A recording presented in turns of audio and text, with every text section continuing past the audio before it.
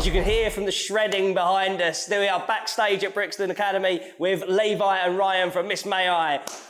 You have never played Download Festival before. No. How psyched are you? I'm, be honest, I can't even imagine the crowd that big to even see it. It's going to be nuts. So you were saying it's going to be more people than the population of where you're from? Yeah, for sure, like multiple times. We're from a 20,000 like capacity little town. So right. It's like... Have you got like a preconceived notion of what you're expecting from the place as well? Because it's got all this heritage. You see photos of it every year from your friends who play it, but I mean, a photo's not going to... Yeah. Looking at a photo of your friend playing and then standing on stage and then being the one in charge of performing in front of that many people and not messing up, I'm sure the weight of it will be much higher when we get there.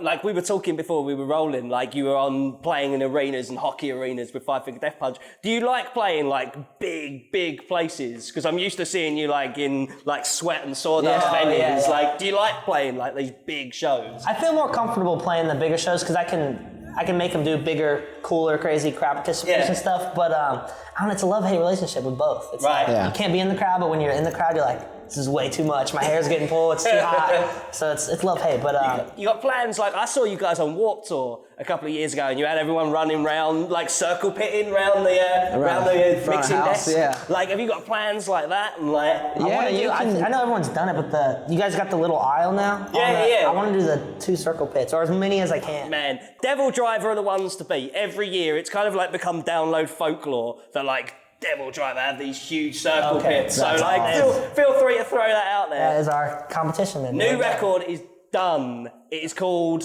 Rise of the Lion. And Terry Date has done it. Like I know how big metalheads you guys are. How many Pantera stories did you get out of him? Oh my God, we didn't make it. We didn't make there was it. Downtime, it was like campfire stories. Like, tell us more. Yeah, it's crazy. We rolled all the gear in, and we came in a couple separate cars, and I think Levi and I got there first. And by the time the other 3 dudes showed up in the other car, we were already on a couch listening to White Zombie stories. Just oh my God, this is unreal. His whole life is just next level. It's crazy. Does it feel like he's elevated the band as well? Yeah, with how we wrote and how he put his intake, it was just, he let us, I guess, be more of us. It was weird. It was a lot different than what we were expecting. Right. So it was nice. Like, and we spoke a little while ago on the phone about it for Metal Hammer. Yeah. You saying that there's a bit more of an extreme metal influence, particularly with your voice. Oh yeah, there's a lot of like black metalist stuff and like In Flames, like pitch stuff. Yeah, it was stuff we were listening to. We're like, let's just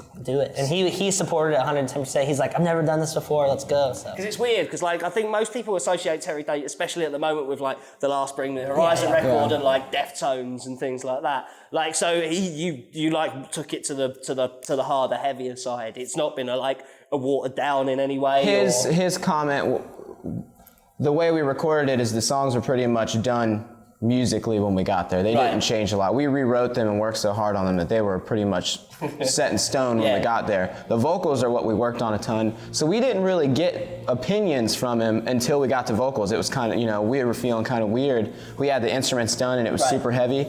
We finished the first track of vocals and the first thing he said was, this is going to be a heavy record. And we were like, killer.